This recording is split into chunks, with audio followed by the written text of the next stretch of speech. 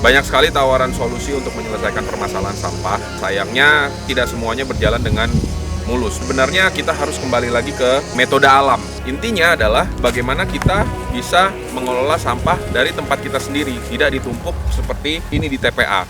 Caranya sangat mudah. Pertama, kita menyediakan box bambu 2x1x1 meter untuk kemudian bambu ini menjadi wadah untuk melakukan proses fermentasi atau polemisasi. Beda dari metode pengolahan sampah pada umumnya, seluruh sampah baik organik ataupun non-organik tidak perlu dipilah.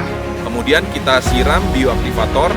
Bioaktivator ini membuat sampah tidak berbau. Dalam waktu 3-5 hari, sampah itu akan menyusut 50%. Kemudian sudah mampu dijadikan sebagai material untuk energi. Langkah selanjutnya adalah kita melakukan proses pencacahan, dilanjutkan melalui proses pelletisasi sehingga menghasilkan kalori 3.300 kilokalori per kilogram atau setara dengan batu bara muda. Jadilah pellet toast yang mampu berfungsi sebagai energi terbarukan untuk kebutuhan kompor, menjadi bahan baku energi untuk menghidupkan listrik skala desa, dan yang terpenting adalah mampu menjadi energi untuk melakukan co-firing pada PLTU batubara.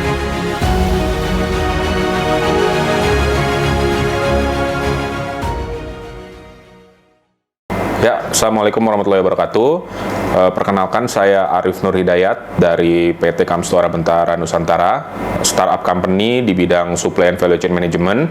Nah, kali ini saya akan mencoba memaparkan konsep community based waste to energy ya atau TOS, di mana konsep ini adalah konsep pengelolaan dan pengolahan sampah menjadi energi berskala komunitas yang hasilnya dapat dimanfaatkan sebagai energi alternatif untuk kebutuhan kompor ya, untuk kebutuhan listrik desa atau listrik kerakyatan, dan juga yang paling terbaru baru beberapa bulan ini adalah untuk kebutuhan co-firing dengan batu bara di pembangkit listrik tenaga uap milik PT PLN Persero.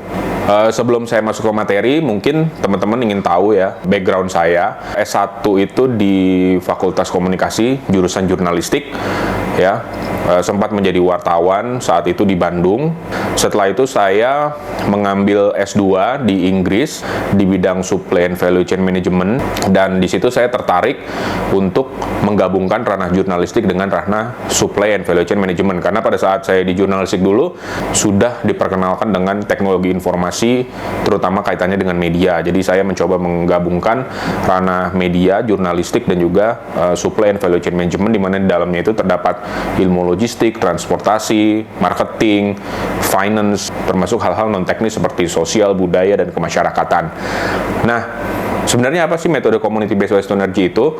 Jadi idenya itu adalah bagaimana kita menyolusikan permasalahan sampah di tempat, tidak dibawa ke TPST, tempat pembuangan sampah sementara, atau ke TPA ya, tempat pembuangan akhir yang memang selama ini over capacity. Nah, seandainya TPA itu sudah penuh, lalu kemana lagi kita akan membuang gitu. Sedangkan konsep di TPA itu hanya memindahkan sampah dari masyarakat, kemudian singgah sebentar di tempat pengolahan sampah sementara, dan akhirnya ujung-ujungnya diangkut ke TPA ya. Jadi mau sampai kapan proses ini berjalan terus gitu. Di sana banyak cost yang hambur ya menurut saya. Ada cost transportasi, solar untuk kendaraan, kemudian tenaga kerja, belum lagi bau yang ada di truk atau mobil sampah itu juga mengganggu masyarakat yang di sekitarnya ya. Dan pada saat di TPA ya hanya ditumpuk, hanya dibiarkan begitu saja, tidak dikelola. Dari sejumlah riset yang saya jalani selama 3 tahun ini, kurang lebih hanya 10-20% lah sampah itu tersolusikan ya. Dan selama 3 tahun ini saya juga baru tahu bahwa kontribusi sampah terbesar di Indonesia itu sebenarnya adalah 2, sampah domestik ya. Sampah domestik itu adalah sampah rumah tangga, sampah perkantoran, sampah apartemen, dan hal-hal sebagainya, yang terdiri lagi dari sampah organik dan sampah non-organik seperti plastik, residu, dan segala macamnya. Nah, yang kedua ini adalah sampah biomasa. Ya, sampah biomasa itu daun, ranting, batang, kemudian sisa-sisa dari industri perkayuan dan hal-hal sejenis yang sebenarnya bisa kita manfaatkan. Dan kalau teman-teman melihat di internet ya, di Google atau di sejumlah berita ya yang visualisasinya itu tentang sampah pantai, sampah sungai, kalau teman-teman perhatikan dengan seksama bahwa yang ada di sungai atau di laut atau di pantai itu mayoritas adalah sampah biomes. Oleh karena itu, kita memiliki konsep yang namanya pyemisasi atau biodrying. Nah, pyemisasi atau biodrying ini adalah suatu proses pengelolaan sampah di mana seluruh sampah kita masukkan, tidak kita pilah di awal. Bahwasanya nanti sampah itu ingin dipilah nanti setelah proses pyemisasi ini bekerja. Waktu proses pyemisasi ini kurang lebih 3-7 hari tergantung material sampah dan juga kondisi alam. Kita mencoba membuat sesuatu yang mudah. Yang kita butuhkan hanya bambu berukuran 2x1x1 meter persegi dengan setiap sisinya itu memiliki jarak ya, memiliki jarak kurang lebih 1 cm untuk sirkulasi udara. Nah, dari box bambu itu kita masukkan seluruh sampah ya tanpa dipilah. Kemudian setiap 20 cm kita sirami bioaktivator. Langkah selanjutnya adalah kita menunggu hingga terjadi proses pengeringan. Lalu langkah selanjutnya adalah kita melakukan proses pencacahan ya. Proses pencacahannya itu juga tidak terlalu susah ya. Jadi material-material yang sudah dipeyem ini kita masukkan ke dalam mesin cacah, menghasilkan buliran-buliran kecil ya, yang nantinya ujung-ujungnya adalah dilakukan proses peletisasi. Mesin pelet dan mesin cacah ini alhamdulillah kita sudah membuatkan desain ya yang bisa diduplikasi dan diadopsi oleh UKM-UKM yang ada di Indonesia. Nah, jadi kita bisa memproduksi mesin-mesin itu sendiri, termasuk box bambunya, dan kita tidak bergantung pada teknologi asing. Nah, setelah menjadi pelet, lalu apa yang harus kita lakukan? Nah, alhamdulillah pelet ini telah kita teliti ya. Pelet ini sudah kita teliti memiliki kalori antara 2.800 sampai 3.500 ya. Bahkan untuk kebutuhan biomasa bisa sampai 4.000 kilokalori per kilogram.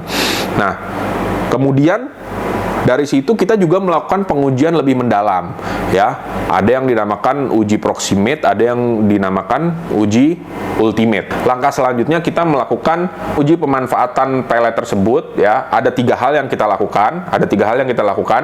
Pertama itu adalah mengujinya pada kompor. Ini kompor untuk kebutuhan masyarakat. Ya, kali ini kita akan mencoba mendemokan pemanfaatan yang paling sederhana dari pelet yang dihasilkan dari metode community based waste to energy. Ya, pemanfaatan yang paling sederhana adalah dengan dimanfaatkan sebagai bahan bakar dari kompor. Kompornya sangat sederhana, hanya berupa plat besi yang di dalamnya hanya sebuah tungku saja. Di sini ada lubang-lubang yang berfungsi sebagai input atau masukan angin supaya terjadi kaidah pembakaran di mana ada bahan bakar, udara, dan panas seperti itu. Kita langsung masukkan bahan bakar pelet ini ke dalam kompor.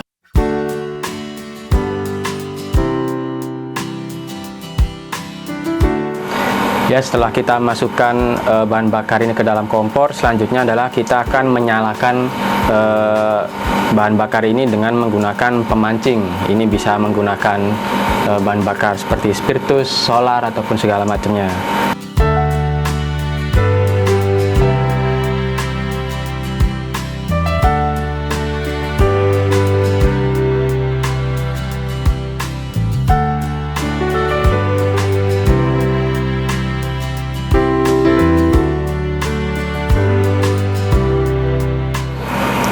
Jadi selanjutnya kita tunggu sampai api dari kompor ini stabil. Nah, yang nantinya dia akan sebenarnya yang terbakar bukan peletnya, melainkan gas yang keluar dari proses gasifikasi ini.